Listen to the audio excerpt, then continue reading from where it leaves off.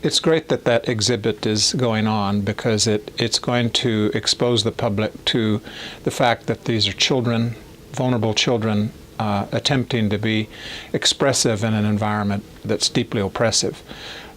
So my experience in working with migrant families, and I've talked to hundreds of them over the last decade, has been that they're leaving because they have to. And when they come to the United States feeling that they have no other choice in countries like El Salvador and Guatemala and Honduras, that they come here and then they're separated from their parents and put into detention centers. It is institutional cruelty, and it's clearly, in my mind, a violation of human rights. But specifically from my training as a social worker and as a clinician, I can tell you that the children who are in this situation are going through what's called an adverse childhood experience, an ACE. It's a common term used to classify severely difficult circumstances that children may be exposed to that can have lifelong adverse effects on their development and their socialization and their maturation. It's a form of toxic stress.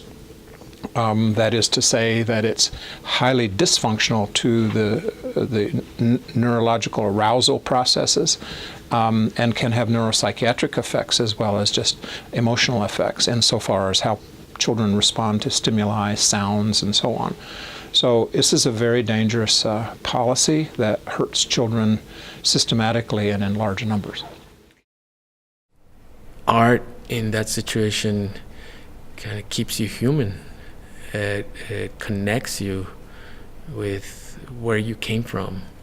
And it shows you as an active agent. It gives you a little window of opportunity to be more, at that point, more than like how the media always treats them, either as threats or just victims. One of the things to bear in mind is that children are very resilient. And when they go through adverse experiences in life, such as, say, a car wreck or loss of grandma, if they're with a parent or a loving adult who is a caregiver for them, they look to that adult to mediate what's happening. Much like music therapy or play therapy, the art therapy, if you want to, even though it was not conducted by a therapist, essentially the activity of doing this with children can be a very positive thing. It doesn't get to the root of the problem, which is these kids should never be in the situation, but given where they are, anything you can to humanize it and to give them some sense of expressing identity.